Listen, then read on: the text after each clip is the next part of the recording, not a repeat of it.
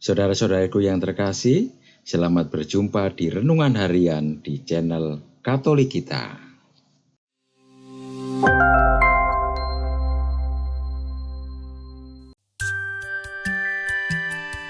Hari ini, Kamis, 28 Maret 2024. Kamis Putih, peringatan perjamuan Tuhan. Bacaan pertama. Bacaan diambil dari Kitab Keluaran, bab 12, ayat 1 sampai dengan 8, dilanjutkan ayat 11 sampai dengan 14. Pada waktu itu berfirmanlah Tuhan kepada Musa dan Harun di tanah Mesir. Bulan ini akan menjadi permulaan segala bulan bagimu, bulan yang pertama bagimu tiap-tiap tahun. Katakanlah kepada segenap umat Israel, pada tanggal 10 bulan ini, hendaklah diambil seekor anak domba oleh kamu masing-masing menurut kaum keluarga. Seekor anak domba untuk tiap rumah tangga.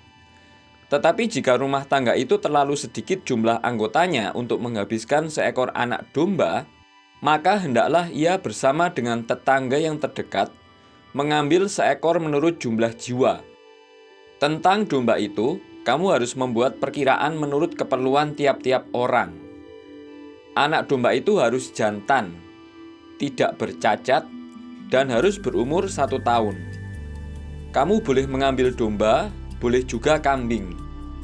Anak domba itu harus kamu kurung sampai tanggal 14 bulan ini. Lalu seluruh umat Israel yang berkumpul harus menyembelihnya pada senja hari.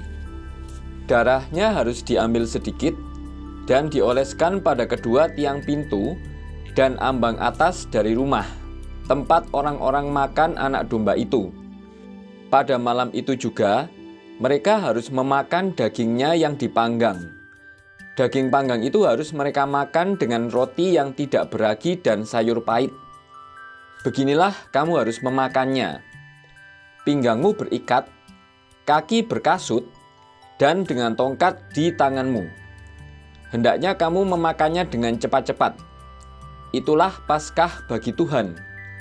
Sebab pada malam ini, aku akan menjelajahi negeri Mesir dan membunuh semua anak sulung, baik anak sulung manusia maupun anak sulung hewan, dan semua dewata Mesir akan kujatuhi hukuman. Akulah Tuhan. Adapun darah domba itu menjadi tanda bagimu pada rumah-rumah tempat kamu tinggal. Apabila aku melihat darah itu, maka aku akan melewati kamu. Jadi tidak akan ada tulah kemusnahan di tengah-tengah kamu pada saat aku menghukum negara Mesir. Hari ini harus menjadi hari peringatan bagimu, dan harus kamu rayakan sebagai hari raya bagi Tuhan turun-temurun. Demikianlah sabda Tuhan. Syukur kepada Allah. Bacaan kedua. Bacaan diambil dari surat pertama Rasul Paulus kepada jemaat di Korintus, bab 11, ayat 23 sampai dengan 26. Saudara-saudara, apa yang telah kuteruskan kepadamu ini telah aku terima dari Tuhan, yaitu bahwa Tuhan Yesus pada malam ia diserahkan mengambil roti, dan setelah mengucap syukur atasnya, ia memecah-mecahkan roti itu seraya berkata, "Inilah tubuhku yang diserahkan bagimu. Perbuatlah ini untuk mengenangkan daku." Demikian juga ia mengambil cawan.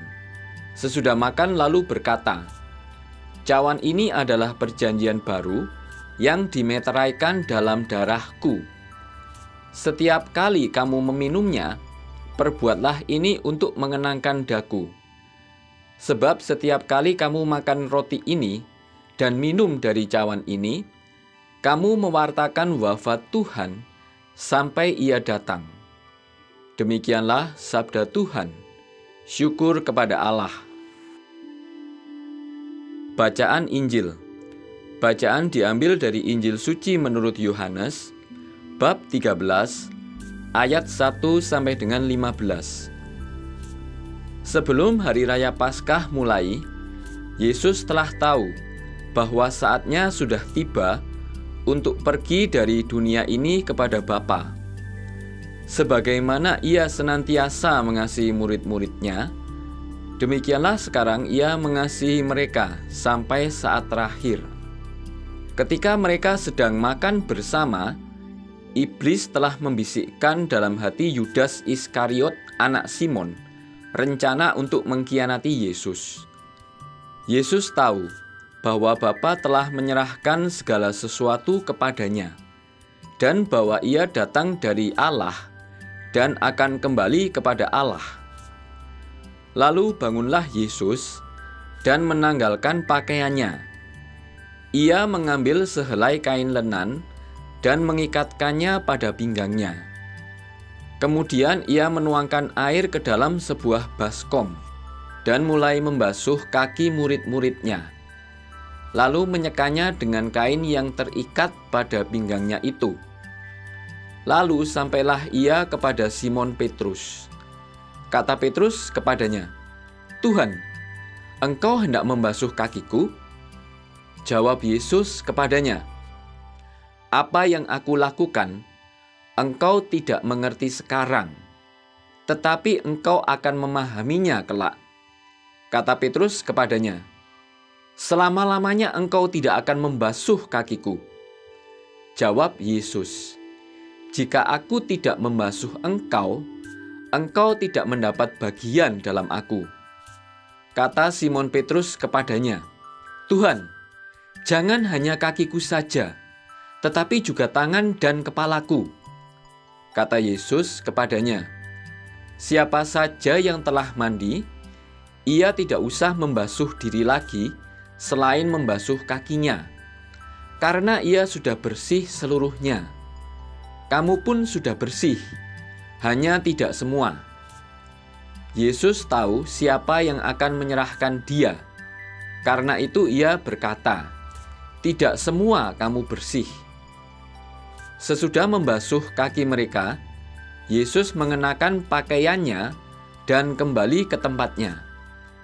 Lalu Ia berkata kepada mereka, "Mengertikah kamu apa yang telah aku lakukan kepadamu? Kamu menyebut aku guru dan Tuhan, dan katamu itu tepat, sebab memang akulah guru dan Tuhan. Jadi, jika aku, Tuhan dan gurumu, membasuh kakimu, maka kamu pun wajib saling membasuh kaki. Sebab aku telah memberikan suatu teladan kepadamu, supaya kamu juga melakukan seperti yang telah aku lakukan kepadamu." Demikianlah sabda Tuhan. Terpujilah Kristus. Ekaristi, perayaan keluarga.